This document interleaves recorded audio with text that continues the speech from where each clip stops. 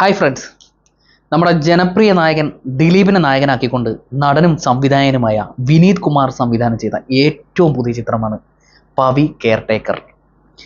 ഈ സിനിമയുടെ തിരക്കഥ നിർവഹിച്ചിരിക്കുന്നത് രാജേഷ് രാഘവനാണ്.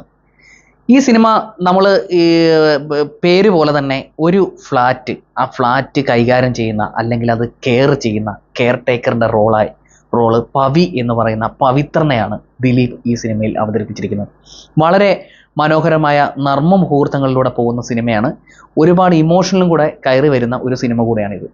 അപ്പോൾ ഈ സിനിമയുടെ പ്രത്യേകത പറയുകയാണെങ്കിൽ ഫസ്റ്റ് ഹാഫ് മുഴുവനും നമ്മൾ കുട്ടികൾക്ക് അല്ലെങ്കിൽ കോമഡി ഇഷ്ടപ്പെടുന്ന ആൾക്കാർക്ക് വേണ്ടിയുള്ള ഒരു ഒരു വിഭവം ഒരുക്കി വെച്ചിരിക്കുന്ന പോലെയാണ് അവർ ഫസ്റ്റ് ഹാഫ് ചെയ്തിരിക്കുന്നത്. ഒരുപാട് കോമഡികളുണ്ട്.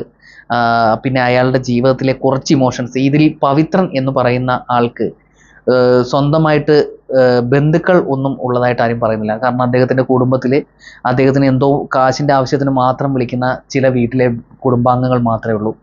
അത് വളരെ ഇമോഷണലായിട്ട് അദ്ദേഹം ആ സിനിമയിൽ പറയുന്നുണ്ട്. പിന്നെ അദ്ദേഹത്തിന് സ്വന്തം എന്ന് പറയാനുള്ളത് ബ്രോ എന്ന് വിളിക്കുന്ന ഒരു പട്ടിക്കുട്ടിയാണ്. ആ പട്ടിക്കുട്ടിയുമായിട്ടുള്ള വളരെ മനോഹരമായിട്ടുള്ള ഇമോഷൻസ് നല്ല രീതിയിൽ വർക്കായിട്ടുണ്ട്. നല്ല നല്ല ഭംഗിയായിട്ട് നമുക്ക് എല്ലാവർക്കും ഇഷ്ടപ്പെടുന്ന രീതിയിലാണ് ആ നായ്ക്കുട്ടി ഈ സിനിമയിൽ അഭിനയിച്ചിരിക്കുന്നത്.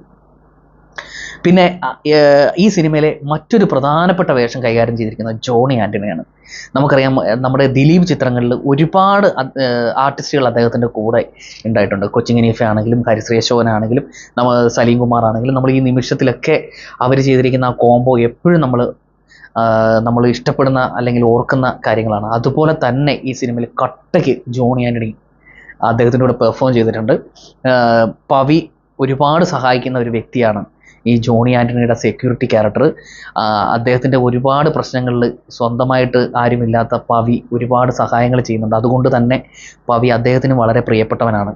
അങ്ങനെ പോകുന്ന പവിയുടെ ജീവിതത്തിലേക്ക് കുറേ പെൺകുട്ടികൾ വരുന്നു. അപ്പം അദ്ദേഹത്തിന് ഒരാളോട് ഒരു പ്രണയം ഉണ്ടാകുന്നു. ആ പ്രണയം അദ്ദേഹം എങ്ങനെ ആ കുട്ടികളുടെ അടുത്ത് പറയുന്നു, അല്ലെങ്കിൽ അദ്ദേഹം ഇഷ്ടപ്പെടുന്ന കുട്ടിയുടെ അടുത്ത് ആ പ്രണയം എങ്ങനെയാണ് അദ്ദേഹം പറയാൻ ശ്രമിച്ചിരിക്കുന്നത്, അതൊക്കെ ഒരു വ്യത്യസ്തമായ രീതിയിലുള്ളൊരു സംഭവമായിട്ട് എനിക്ക് തോന്നി. ആ പ്രണയവും പിന്നെ ആ പ്രണയം ഉണ്ടാകുമ്പോൾ മുതൽ അദ്ദേഹത്തിൻ്റെ ക്യാരക്ടറിൽ ഉണ്ടാകുന്ന ചേഞ്ചും അതൊക്കെ വളരെ മനോഹരമായിട്ട് അവതരിപ്പിക്കാൻ വിനീത് കുമാറിന് കഴിഞ്ഞിട്ടുണ്ട്. ഫസ്റ്റ് ഹാഫ് നല്ല ഫണ്ണാണ്, ഫുൾ കണ്ട് നമുക്ക് ചിരിച്ച് എൻ്റർടൈൻ ചെയ്യാൻ പറ്റുന്ന ഒരു സിനിമയാണ്. സെക്കൻഡ് ഹാഫിലേക്ക് വരുമ്പോൾ ഈ സിനിമ കുറച്ച് ഇമോഷണലും കൂടി കണക്ട് ചെയ്യുന്നുണ്ട്.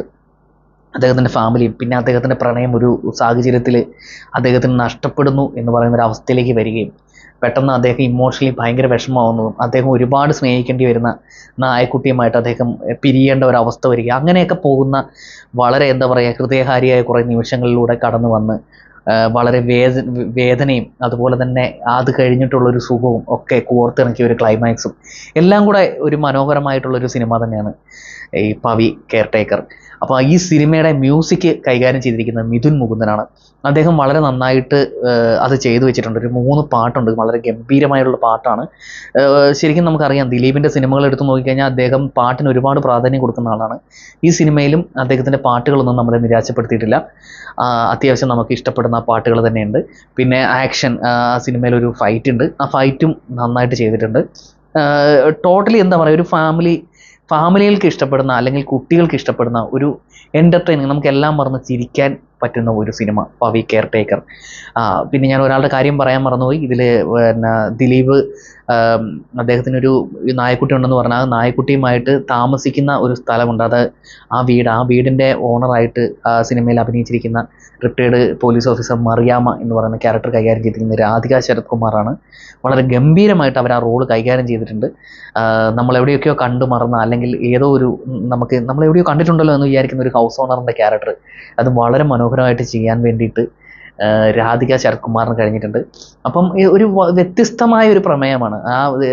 അദ്ദേഹം താമസിക്കുന്ന പവിത്രൻ താമസിക്കുന്ന ആ വീട്ടിൽ തന്നെ പവിത്രന് രാപകൽ ഡ്യൂട്ടിയാണ്. അപ്പം പകലാണ് പവിത്രൻ വന്ന് കടന്നുറങ്ങുക. അപ്പോൾ ആ രാത്രി ആ റൂം വേറെ ഒരാൾക്ക് വാടകയ്ക്ക് കൊടുക്കുക, അതൊരു പെൺകുട്ടിയായിരിക്കുക, അവർ തമ്മിൽ ആ പ്രണയം കണക്ട് ചെയ്യുക, അവർ കാണാതെ പ്രണയിക്കുക, അതൊക്കെ വളരെ രസകരമായിട്ടുള്ളൊരു ഫീല് നമുക്ക് ആ സിനിമയിൽ കിട്ടും.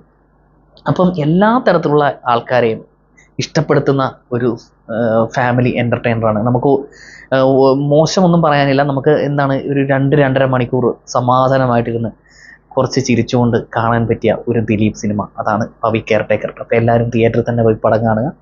അപ്പോൾ അടുത്ത സിനിമയുടെ റിവ്യൂ ആയിട്ട് നമുക്ക് വീണ്ടും കാണാം. ബൈ.